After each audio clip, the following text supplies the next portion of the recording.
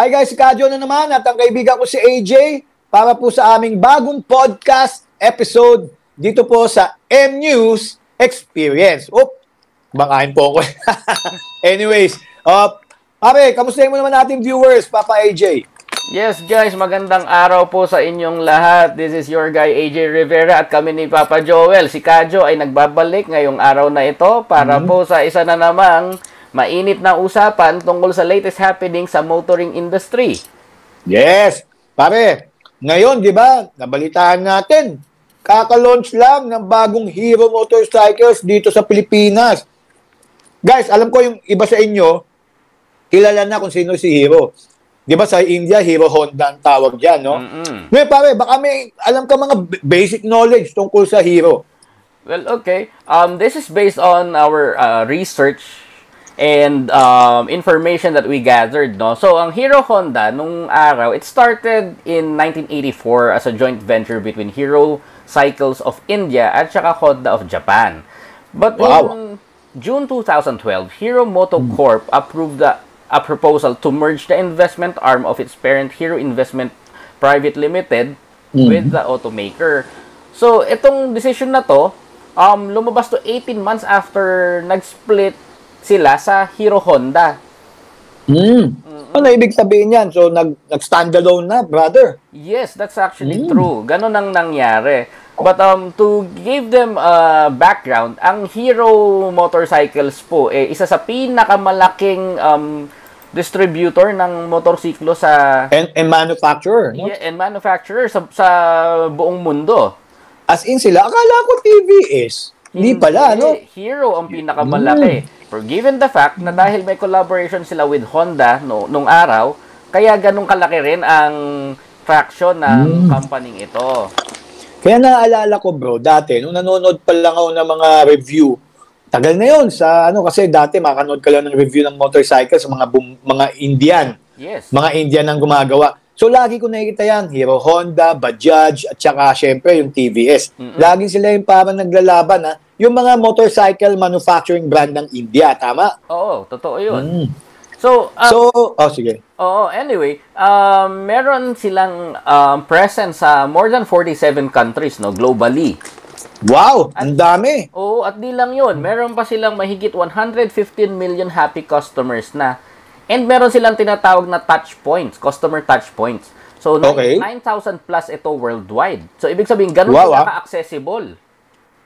So, ibig sabihin, happy talaga sa kanila tao. May happy customers silang sinasabi, no? Based on data yan. Oo, that's based on data. At syempre, dahil 1984 nag-start, this is their 40th year sa industriya. Wow! Happy anniversary, guys, ha? Ayun pa, 40th. Halos kasing tanda natin, brother. Oo, actually.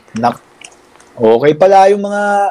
Teka, ang mga motor nila talagang ever since, malakas ang benta sa India. Kaya ngayon, gusto nila, sa lahat ng 47 countries, pinasok nila. So, siguro maganda yung kanilang sharing sa market, di ba? Kasi para makapagkalat sila ng mga motorcycles nila around the world. Yes, sa palagay ko, totoo yan. Dahil unang-una, hindi mag-e-expand ng ganong kalaki ang isang company pagka hindi ganong kaganda ang traction nila. Meaning, maganda rin ang kanilang produkto. At syempre... Parang Jollibee lang pala, no? Parang ganon. Pero, come to think of it, no? Siguro sa isang dahilan kung bakit nag-expand din ang Hero. Dahil nagbukas nga ang planta nila kanina, no, sa Biñan, Laguna. Sa Laguna International... sa mga... mga industrial park. Yeah, that's Laguna International Industrial Park sa Biñan. Kanina lang yan. Ang Pilipinas kasi isa sa emerging markets for motorcycles. Oo, kitang-kita naman, Brad, sa ating mga kalye, di ba? Oo. Kaya siguro ngayon nakikita na nila yung kagandahan din ng market ng Pilipinas at gusto nilang i-introduce ang magaganda nilang produkto dito naman sa bansa natin. So, pure Indian motorcycle brand na ngayon yan, no? Dati may Honda silang kadikit eh. Ngayon, Hero na lang, no? Yes, Hero na lang. So, malamang ang tawag dito, pare, ang kanilang team song, yung kanta ni Mariah Carey. Yan ba yun? Ay, hindi naman yata. Hindi. Julio Iglesias. Hindi rin. Enrique Iglesias yun. Enrique. Ay, oo nga pala. Pambira ka Oh, the girls I loved before. Ayop, lumalabas si tatay niya, no? Yung edad. Lalabas 1984 ka mo di ba? Oo. Anyways, may balita ba sa quality ng hero, pare? Kasi nakikita ko, pinapantay yan sa KTM sa India, pinapantay yan sa mga Royal Enfield. Ibig sabihin, may kalidad ba talaga ang hero? Well, based on data, mag-a-agree ako sa sinabi mo. Kasi Hero ang number 1 brand sa India ngayon. Sumunod lang yung nakasanayan natin dalawa nung araw, ang TVS. Tsaka yung Bajaj. Ay, tsaka yung Bajaj. Oo, sumunod lang sila. Kasi through history din talagang maganda na yung quality nung ginawa nila noon pa. Actually, unang pasok dito ng Bajaj, talagang namangha ako. Kasi parang ang laki. Parang big bike, pero 200cc lang. Naalala ko yung Bajaj Rouser. Yeah. Pero yung ulo niya, ang laki. Parang ganyan ang labanan ng mga ng mga Indian motorcycle, yung malalaki yung headlight, pati yung TVS, naalala ko malalaki yung headlight Ngayon medyo in-stream down nila, nakikita ko sa mga models na inaalok nila dito, di ba? Ngayon, totoo lang, bago lang yan, di ba? Bago lang hero dito. Kasi subok na natin si Bajaj Oo. Bajaj, nakikita ko hanggang ngayon buhay pa yung mga motor nila dahil nga may service na, tsaka may mga parts na all over the country. Yes. Pati yung mga nagbebenta na, yung mga malilit na stores na motorcycle shops, sa mga parts nila. Si TVS, I'm not really seeing much, pero syempre, meron din naman silang share of market dito, pero maliit lang. Si Hero kaya, pare, sa tingin mo, makakuha ng magandang market to? Well, that's one thing na dapat nating abangan sa Hero Motorcycles. Pero sa palagay ko naman, when it comes to availability of parts, the services, kasi yung planta nila, it can actually cater an annual capacity of over 150,000 units. So, napakalaki na rin ng space na yon. Ang 150,000 na motorsiklo sa isang taon, malaking lugar ang kailangan para sa ganyan. 100, ano ulit? Magkano? 150,000 units per 1,000 year. units per year ang makayang gawin. Ano to? Manufacturing plant o assembly plant lang? Assembly and parts warehouse to. Okay. So, more on, pagdating dito, na-assemble lang, parang Kimco. Pwedeng ganun, pero may parts din sila. Okay. Oo. Ngayon, ito... Sayang, di tayo na-invite di ba? Sayang talaga. Naka-miss out tuloy sila ng mga gwapo. That's one thing na, syempre, yung mga kaibigan natin from Hero Motorcycles, they'll be invited to our show one of these days. Yeah.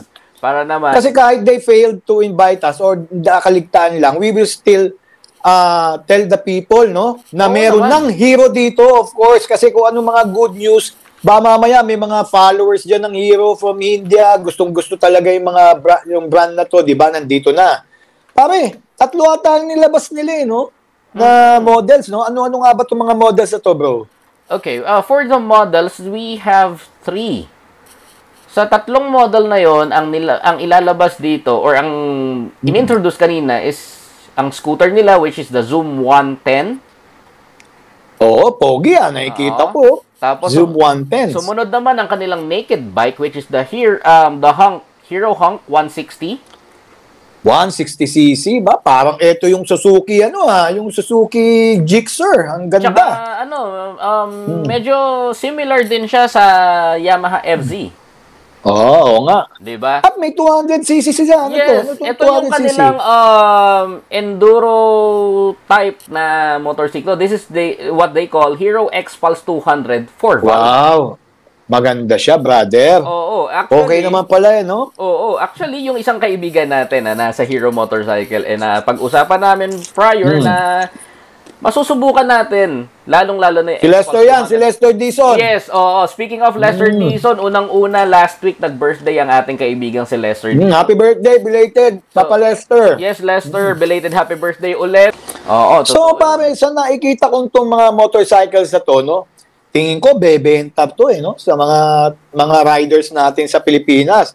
Kasi, kung tinangkilik nyo, guys, ang Bajaj, tsaka TVS, lalong-lalo na yung Bajaj, mukhang magugustuhan nyo to. Ito pa lang yung naked bike nila, pare, poging-pogi. Oo. At saka bibigyan natin sila magandang laban. Since ni-release na or in-announce na kanina sa LIIP nung nag-launch ang Hero, binigay na rin ng prices. Okay, magkano yung scooter, pare? Okay, yung Zoom 110 is 69,900 pesos. Ha? 69 lang? O sabihin mo Mura. ng 70, mura siya for a 100 Oh, baliktaran yun, 69. Oh. Okay. Tapos yung Hunk 160, yung naked bike na type mo, Oh. that's only 99,900 pesos. Uy, 99,000 lang. Guys, magkano lang ang sidecar? Nasa 20, di may pan-tricycle ka. Anyways, maganda siya. Ano Pwede to? rin pang solo. Actually, pwede to pang solo. Oh. Itong type na to is a naked bike. So medyo sport Parang naked sport ang siya. dating Oh, parang Similar patuling siya kaya to. Well, that's one thing we have to find out. Yeah, abangan nyo yun. Mari-review namin yan. At syempre, ito, matagal-tagal ko nang inaantay ito. But syempre, kaka-launch lang yung X-Pulse 200. Grabe, ang pogi nito, brother. Exactly. Adventure ang dating nitong, nitong X-Pulse 200 na to, Actually, wow. It's a little bit, para siyang trail / enduro. Actually, guys, to be honest, ngayon lang po namin talaga nakikita itong si Hero brand. Okay? Kasi we just want to talk about it kasi nga nilabas na kanina lang. Anyways, para itong Zoom nila, no? Naka-corner bending lights na. Yup. So yung lights mo, naka-corner bending na. Hindi ko alam ibig sabihin, no? Pero corner bending lights. Siguro para maintindihan natin, para mas maganda sa cornering to. Yeah, when you turn, sumusunod na rin siya. Ganun? Yes. Maganda nga. Kung mapapansin mo, merong mga kotse before na nilabas, no? Na pagka lumiko ka, pati yung ilaw mo, lumiliko yung isang side. Wow, oo. Maganda yan. Mas safe yan pag madilim. Yes, as far as Tapos I know, projector LED na pare, ang headlamp niya. Yes, maliwanag na hindi na kailangan palitan. Tapos ito pa, sabi sa mga features nila, sinasabi, nakikita lang namin sa kanilang website, bigger and wider tires. Makapal nga ang tires ito. Malapad. Fastest acceleration. So talagang pinofocus sila with pang kamote racing. De, joke lang po. Hindi. Ibig sabihin, pwede kayong sumabay pagdating sa kailangan yung overtaking speeds, di ba? Ibig sabihin, yung kanyang technology, meron nun. At naka-front disc brake. So safety po tayo sa braking. Yan po yung scooter, Tapos meron, sinasabi sila rito, brother, big on tech. Yes, yan ang mga feature naman na gusto natin. Kasi ako, as a tech guy din naman, syempre, unang-una, LCD display or LED display. Oo, pare, panalo, yes. Na may caller ID, may SMS alert, may Bluetooth connectivity, Brad. Tapos may real-time mileage indicator pa. So, ibig sabihin, makikita mo na kung gaano katipid yung tinatakbo mo, di ba? Yes. Tapos may low fuel indicator. Aba, high-tech to, brother. Hindi to basta-basta. Di ba? It's basically a bang for the buck. For 69,900 pesos, nakukuha mo na to. At hindi mo kailangan magbayad ng dagdag. Hindi ko na tapos sa styling, di ba? Sa styling pa lang, ang ganda-ganda ng styling. May diamond cut alloy wheels. Yan. So, maganda yung kanyang mag wheels. Tapos, may yung muffler sporty. So, yun na, sporty. Tapos, naka-aerodynamic design. So, hindi mo na daw kailangan yung ko. Naka-aerodynamics na yan, brother. May utility functions pa, pre, Yan. Dire-diretso na natin, Oo. May large underseat storage, no? So, meron ka nang pwedeng ilagay na... At may ilaw yun. Oo, with LED lamp. So, ibig sabihin, pag binuksan mo, madilim, di ba? Kunyari, nagabi, binuksan mo, makikita mo na, may ilaw na, pare, lupit. Hindi ka pa hirapan. At meron ka pang front glove box. So, meron pang space para malagay mo mga cellphone mo, I believe. Parang yung mga Vespa nung araw. Oo, tapos, syempre, meron siyang USB charging port. Yun. Pwede, kompleto na, taas sa 69,000, no? Sulit. Panalo diba? to, guys. Panalo tong anong to, no? So ngayon, pare, puntahan naman natin yung isa. Yung kanyang isang motorcycle. Let's see. Okay. Yung natin? Doon muna tayo sa naked bike. Hanapin natin si naked bike. Yung naked bike nila is... Ano pangalan niya, pre? Yung Hunk. Hunk 160. Hunk. I have another resource actually for the Hunk kasi dito sa website it's not listed anymore. Yes. Oo, sige. Pag-usapan na si Hunk. This is the global website. This is not for the Philippine market. Actually. Yun. So ngayon si Hank, as far as I know, ito medyo mas detalyado ng konti ito, Papi. Okay. Unang-una, yung Hank 160 air-cooled 4-stroke single cylinder overhead cam engine. 4-stroke na, okay? Tapos single cylinder. Pero SOH pa, hindi pa DOHC. Overhead. Overhead. Okay. OH sila. Okay. Tapos, ang power niya actually 13.5 Newton meters at 7,000 RPM. May ano yan, may torque yan. May torque. Well, yan. Tsaka, 15.6 brake horsepower at 8,500 RPM. 15. Si Raider pare, nasa, ano ba si Raider? 17 ba? 18? Yun lang, iwan siya ni Raider. Pero okay lang yan. Malaki naman to, di ba? Tsaka naked banatan sports talaga. Oo, naked. Bukod doon, it's got quite a large fuel tank, no? So, 12.4 liters. Ilan? 12.4 liters. Wow. Pero, ano naman ang kanyang fuel economy? Meron ba sinabi? Yes, meron. Ano? As per study, 65.1 kilometers per liter. 65? Mas matipid pa sa Honda Click ko eh. Matipid nga yan, guys. Diba? Pwede po talaga pan-tricycle to. Hindi siya tricycle.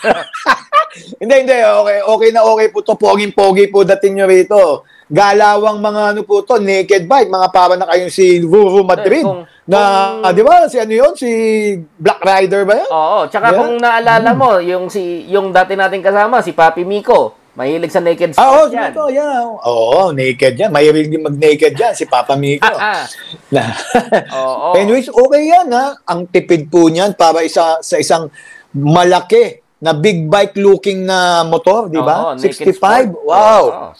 At tapos, siyempre, I believe, magandang kalidad ng mga parts niyan. Oo, kasi unang-una, ito nga, special feature lang niya, speedometer, meter, tachometer, odometer, digital. Wow. Panalo. So, anong nandun? May mga, ano rin ba yan? Mga real-time mileage? Wala naman. Wala standard ang display nito. Okay. Pero okay na, di ba? Oo. Tsaka ano to medyo maganda ang ground clearance nito. Para sa height ng mga Pilipino. Kasi 163 millimeters lang ang ground clearance niya. Hindi, yung ground clearance niya is 100. Okay yan sa mga humps, pare. Ito yung pero yung kanyang seat height. Ito yun. Yung saddle height na tinatawag or the seat height is 795 millimeters. Mababa yan. Baba. Pwede si John Luke dyan. Joke lang. Hindi po. Shout out kay John Luke. Kamusta ka na, brother? Shout out. Pwede. Oo. Tsaka ito ang timbang niya, it's quite, I think, typical para sa isang naked sport above 100cc, no? So, 147 kilos. Okay. Kasi bigat lang ni paring Titan Hawk. Joke lang. Pero siyempre, actually, yung mga bigat naman ng motor, nagmamatter lang yan pag nasiraan ka at nagtutulak ka. Pero pag minamaneho na yan, hindi po gano'ng karamdam ang bigat na isang motorcycle. Okay? Totoo yan. Okay, so yan Yan yung specs ng Hank 160. Maganda siya, yung Hank na yan, pare. Tingin ko, bebenta yan. Ito nga pala, balikan natin ng konti ang Zoom 110. Okay. Siyempre, hindi natin nabanggit ang power niya. Ano power ng scooter niya yan, pre? 8.15 what do you call this? 8.15 furthest torque or sa nakikita mo sa manual, yung PS. Horsepower. Parang horsepower yun. Well, it's 0.9. Pwede na. Oo, pwede na. Pwede na. So, 8.15. So, more or less 8.13, 8.14. Pero malamang matipid din sa gasolina yan. Malamang matipid din. Ano to? 53.4 kilometers per liter. Pwede na, lumalaban sa Honda. At saka lumalaban. At saka mas malaki ang fuel tank nito kasi 5.2 liters. Oo, pwede yan. Guys, yung mga delivery service, mag-aangkas, okay yan. Makakatipid sila kasi hindi... Pero hindi ko napansin pare kung kung dual shocks ba? Dual shocks sa likod? Okay. Parang, that's the problem po. Hindi po namin gaano masabi agad, pero at kahit pa paano, nakikita namin yung mga specs dito. Hindi kasi kami nakapunta dahil... ganun po talaga pag mga gwapo, nakakalimutan pa minsan-minsan. Pero ito for the scooter kasi, telescopic hydraulic shocks na yung harapan niya. Yep, okay. At yung likod niya is a unit swing with spring-loaded hydraulic damper. Ano lang yan? Single. Single, yes. Mm. Ito yung Zoom 110, ha? Pero malaki siya tignan, pare. Malaki siya tignan. So, Oo. maganda to pang delivery, maganda rin to pang angkas, no? Pang joyride, ganyan, no? Oo. Ngayon, balikan naman natin yung naked sport bike nila, no? Okay. With Si Hank. yung Hank naman, Hank 160, telescopic hydro shock siya sa harap and single swing arm, rectangular swing arm siya sa likod. So, ano to? Single shocks lang. So, monoshock. Monoshock yata to kung di nagkakamali. Tingnan nga. Yes, brother, monoshock siya. So, Ayun. sporty na sporty talaga. Oo, at saka ang wheel size niya 18 inches na. Oo nga. So, ibig sabihin nito, talagang gwapong-gwapo po ito. Maganda dati. May nako, talagang magmumukha kang ano rito, macho-macho man. Macho man. Poging-pogi po kayo dito, guys. Pwede. Tapos mura pa. Tsaka hindi magtatagal since 1984. Ibig sabihin, maganda kalidad dito, brother. Oo, totoo. O, di punta naman natin ngayon si X-Pulse, pare. Ayan. Yung 200. Oo, Okay. yan yung Ano, inaabangan kamusta? natin. When it comes to the X-Pulse, Alright. okay. Asa si X-Pulse? Ito. Si X-Pulse makikita naman nila sa website, ano? Pero ito kasi is the website for India. Alright. This is for India. So, ngayon, according to the specs, unang-una rally style windshield siya, no? So, medyo hindi ka na masyadong tatamaan ng alikabok, hindi na masyadong sasampalin ng hangin. Pare, it reminds me of Royal Enfield Himalayan. Actually, Ganyan yung itsura ng windshield niyan, pare. and actually, nakatingin ako sa isang picture nila sa website. Totoo. Hawig Di ba? Yes. Himalayan, no? Parang Himalayan knock-off. Pero I don't know, isa lang may tsura talaga ng mga adventure bikes Talaga nagkakaiba lang ng konti, di ba? Pero from the looks of this bike, panalo to. Ano ba specs, pare? Sige. Well, unang-una, syempre, dahil ito enduro type. So, ang concern ng tao is yung height. Di ba? Yung seat height. Okay, ano bang taas ito? 825 millimeters. May kaasaan, brother. Enduro type siya. Pero oo. Ngayon, meron isang variant to Hindi ko lang alam kung ilalabas dito sa Pilipinas, no? Meron kasing X-Pulse 204 valve na 2023, according to India. At saka, Ba't ano bang ilang valve ba to? 204 valve na Pro. 4 valve to. Pareho, yung variants na yun. Pero merong 2023, merong Pro. Yung Pro kasi 891 mm. So, ito, enduro talaga to. Motard na to. Talaga mataas yun, lalo na. Talagang dumalaro yan sa mga hyperstrada na multis ng Ducati, mga ganun ng kataasan na, no? Pwede. Kasi, imaginein mo, ang ground clearance nung parang standard nila, 220 mm, pero yung Pro, 270. 50 mm din makapal-kapal din yung 5 cm. Magandang maganda sa bundok to. Sa mga adventure talaga. Kasi mataas Oo. Di ba? Pwede sa baha to. So ngayon, bagyo to, gamitin nyo, di ba? Saka ito meron siyang 18.98 brake horsepower or 19 brake horsepower at 8,500 RPM.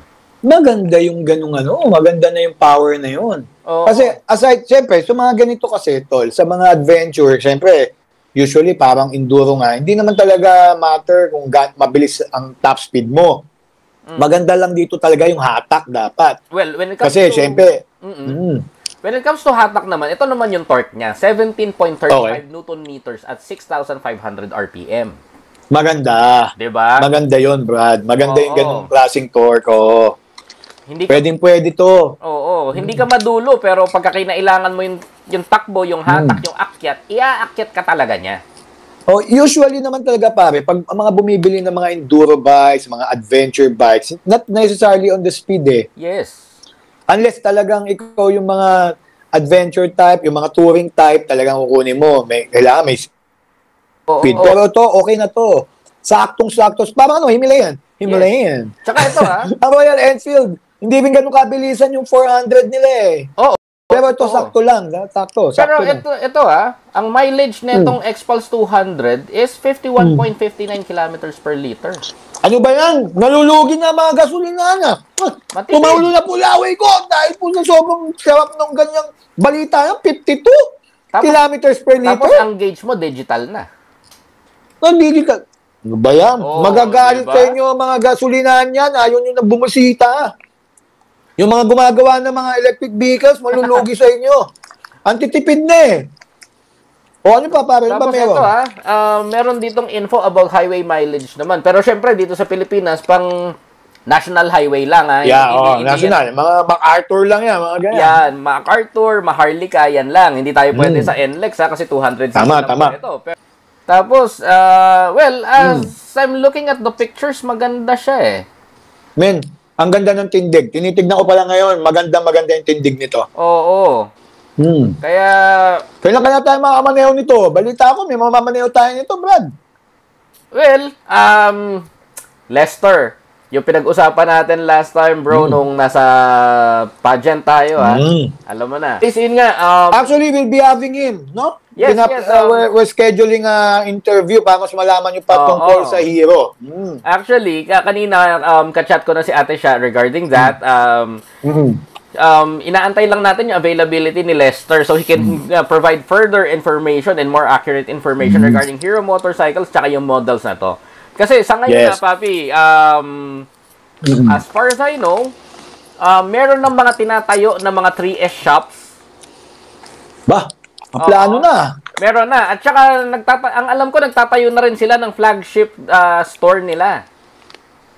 Nung main dealership nila, meron na rin. Tinatapos yata, I'm not really sure. Kasi kanina, sa plant sila nag-launch. As day goes by, syempre, lalabas na yung mga 3S shops nila, lalabas na yung kanilang flagship store. Pero para napansin ko, hindi ganong advertise o promoted itong launching na to, no? Baka meron na sila on plan na para pakilala. Totoo, di ba? Honestly, hindi lahat po ng ating mga viewers o lahat ng mga nasa industry, motorcycle industries, alam na papasok si Hero dito, di ba? Actually, si Moto Chismis nga lang nagsabi niya, di ba, Papa Aris? Kaya nagkaroon ng chismis. Kahit ako, ngayon ko na nalaman, oh my God, bakit? Bakit yung sinisikreto? Hindi. Maganda pa man din ng mga motorcycles yun. Hindi kasi sikreto po ito, guys. Maganda po talaga ang motorcycles nyo. Guys, I'm asking you, please do more promotions, no, para makita talaga ng mga riding community to. So, tangik. Pasensya na, guys. Bastos lang talaga bibigyan ko. Anyways, sa tingin mo, anong laban ng Hero sa mga Yamaha, Honda, lalo na, no? Honda. Tapos, syempre, andyan ang Kawasaki. Ang daming kinikerry niya na halos pareho. Tsaka pagdating sa scooters, alam naman natin na Yamaha and Honda rules. Di ba? So, ano ba sa tingin mo? May laban ba tong Hero? Well, sa palagay ko, Papi, ang Hero motorcycle, merong malaking advantage sa Philippine market as of the moment. Unang-una yung pricing nila. Kasi hindi, babalikan natin yung information regarding the prices. Imaginein mo yung 110cc na Zoom, yung scooter, 69,900. Kumbaga sa kotse, full option na to eh. Oh my God, di ba? Parang Geely ang dating. Yeah, exactly. You don't have to buy something else for that, except for aftermarket, syempre. Pero yung as is niya, you don't have, isipin mo, sabi mo nga kanina, merong Bluetooth connectivity, di ba? Parang TBS. So, Pero then again, di ba? Then again, when it comes to getting the Philippine market, ang ating mga riders, makahapon talaga yan eh. Japanese brand talaga itong mga to eh. Kasi andito na si Bajaj, andito si TVS. It really doesn't fare much when it comes to the, di ba? Pero I guess, it depends talaga. It really depends on how they market it. Oo naman. Kasi napapansin ko sa mga Indian motorcycles, ang konti ng marketing, brother eh. Ayun nga. Pero imaginein mo, bakit given the fact na Japanese brands ang nagdo-dominate sa Asia, especially for small bikes, sinundan siya ng European brands. Pero, anong ginagawa ng mga Taiwan brands and China brands, 'di ba? Meron silang traction din. So it's all about marketing. It's all about promotion, exposure, education, information dissemination. Yes. Parang Kimco, 'di ba? Kahit paano sumasabay si Kimco. May traction. So tatingin natin, no? Ako pare, bago natin i-close ang ating pag-uusap dito. Actually, hindi naman po talaga detalyado na tungkol sa Hero, no? Dadating po tayo dyan pag na-interview na natin si paring Lester, no? Yes. But this is for you guys lang to know na andito na ang Hero Motorcycles at andito yung 3 model na dadating sa kanila dito sa Pilipinas. So in short, sa aking, in my thoughts lang, what I think, comment ko rito, I think seeing, no, dito sa mga nilabas nilang models, I'm really inclined na baka lumakas ang bentahan nitong scooter. Okay, itong scooter pang masa kasi. Tapos, siyempre, ang ganda ng features, no? Eh, yung dalawa naman is more on parang niche. Niche. Etong adventure bike nila. Pati yung ano naman, eto, patok na patok to sa mga gusto mang entry-level big bikes, etong hunk. Yung nakikita ko doon. Pero, yung tatlong yan, honestly, I think it will get a fair share pagdating sa market. Wag lang po nyo kakalimutan talaga i-promote ng todo, Hero guys. Talaga maganda naman yung produkto nila. That's what I think, pare. Yung price is very, very good. Talagang competitive ang pricing nila. And pagdating sa kanilang mga quality parts, hindi tatagal ang Hero ng ganito katagal. Tulad nito, di ba? Ayun nga, ang presyo nila, ang Zoom 110 is only 69,000. Yes, magandang pricing. Maganda. Ang sumunod dun, yung Hunk 160. It's 99,900. Tapos yung X-Pulse 200, papi, may enduro bike ka na sa halagang 140,000 pesos. Tama! Di ba? Yun lang masasabi ko, maganda yung produkto nila actually. Hindi tatagal ng 20 plus years yan. Di ba? 40 plus years lang. Kung hindi magandang kalidad po niyan, guys. Maganda po ang kalidad nito. Sigurado po tayo dyan sa Hero. Ngayon, ang akin lang is more exposure po sana dito sa ating industry, sa ating pong local riding community. Guys, more exposure lang. At more, pahiram nyo sa magagaling na mga vlogger, para mas lalo magkaroon ng, ng tawag dito, following. Ipahiram nyo rin po sa amin. Titignan lang namin, tapos babalik natin. Lester, inaantay ko na yung, yung X-Pulse. Tama. And ako, pag nag-review po ako, sinasabi ko po talagang totoo. Yes. I don't kiss ass. Kaya mas maganda, hindi tayo binabayaran ng mga manufacturers. Mas maganda pa rin yung masasabi namin sa inyo kung ano ba talaga ang tingin ko. Pero depende pa rin ang taste. Pagdating naman sa subjective naman, pagdating sa looks, ganyan, di ba?